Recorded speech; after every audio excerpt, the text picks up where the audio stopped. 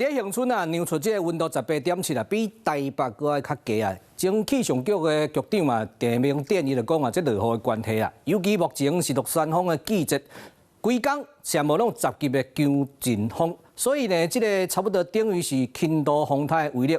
恒春当地民众呢，为着惊起风吹走啊，伫咧厝顶甚至伫乌多摆顶头，拢爱扛石头来甲缀调的。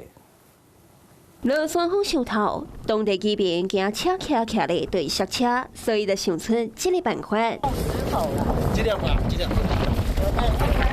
会压石头啊？哎呀，以风石头啊。我大顶石头等伫咧卡达邦，停车时阵等咧，安尼奥多摆就袂好大风扇到，因为加石头的重量，骑车时也加较细。啊，你平常时都爱扛哦？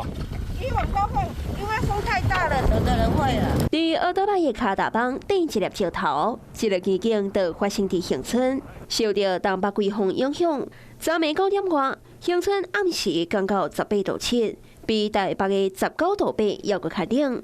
前气象局长陈明典就讲，会发生安尼的景象，就是因为恒春落雨，台北无落。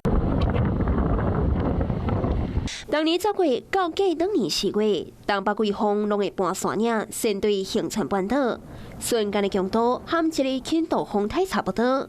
尤其这几天啊，吹10级的阵风，恒春有一间公司厝遐拢摇起来，学校赶紧找人来处理。加上佮寒的比台北较寒，天气民众出门都爱穿好些。 你好，我是宋彦明。想掌握最及时的新闻资讯吗？赶紧订阅、按赞、开启小铃铛，锁定华视新闻 YouTube 频道。